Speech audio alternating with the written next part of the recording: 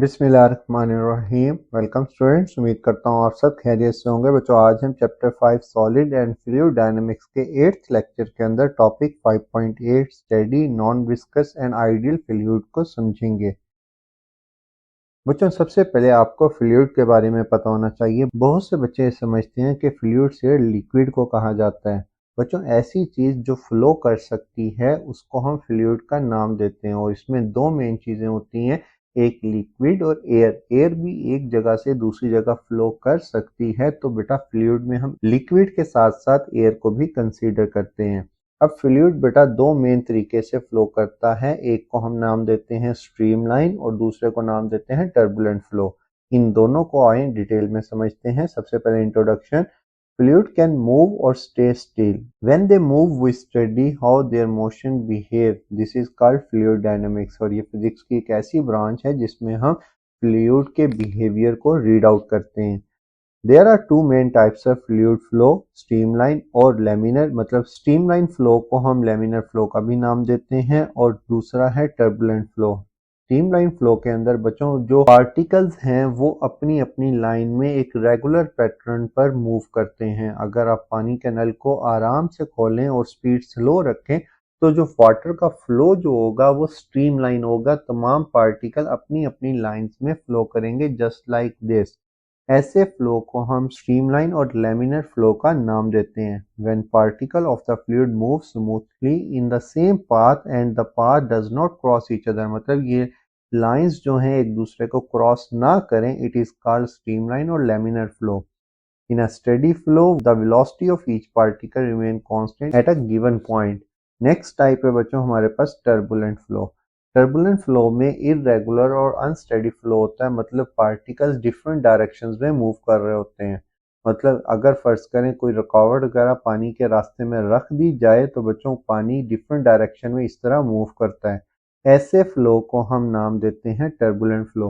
अगर पानी के नल को आप थोड़ा सा स्पीड से चलाएं तो पानी का फ्लो भी या शॉवर लेते हुए जो वाटर का फ्लो होता है वो हमारे पास टर्बुलेंट फ्लो कहलाता है। When the flow become irregular and unsteady, it is called turbulent flow. This happens when the speed of fluid become very high and the flow changes direction suddenly. In turbulent flow, fluid particle move randomly and the path keep changing continuously. और turbulent flow के अंदर तमाम particle अपना रास्ता बार बार change करते रहते हैं और डिफरेंट डायरेक्शंस में मूव करते हैं।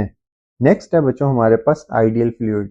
एक ऐसा फ्लूइड जो रियल में एग्जिस्ट नहीं करता। अक्सर स्टूडेंट क्वेश्चन करते हैं कि अगर कोई चीज़ रियल में एग्जिस्ट नहीं करती तो उसको हम क्यों रीड आउट कर रहे हैं।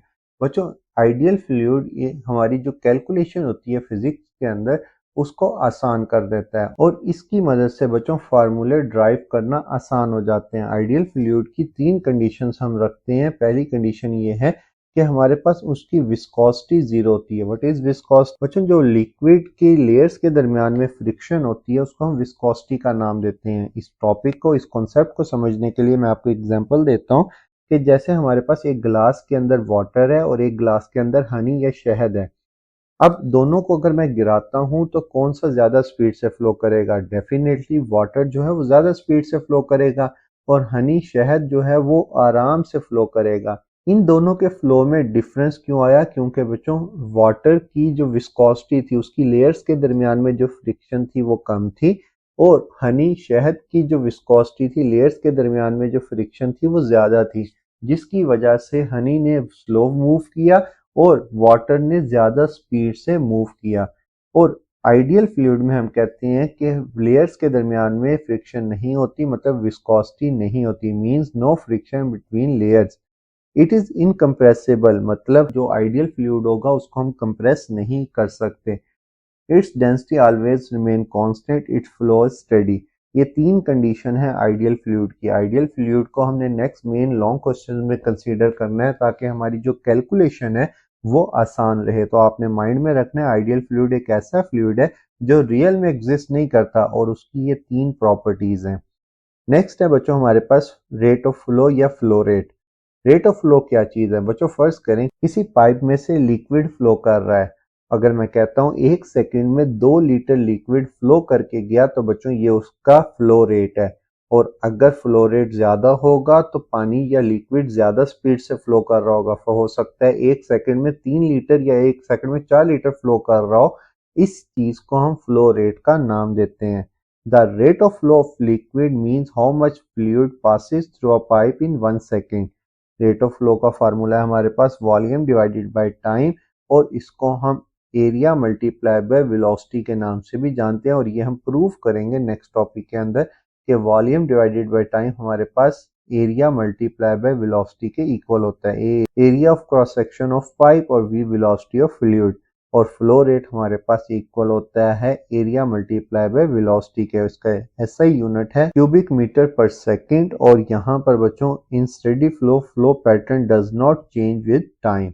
ये था बच्चों आज का लेक्चर अच्छा लगा हो तो लाइक और सब्सक्राइब करना मत भूलिएगा। थैंक यू, खुदा हाफिज।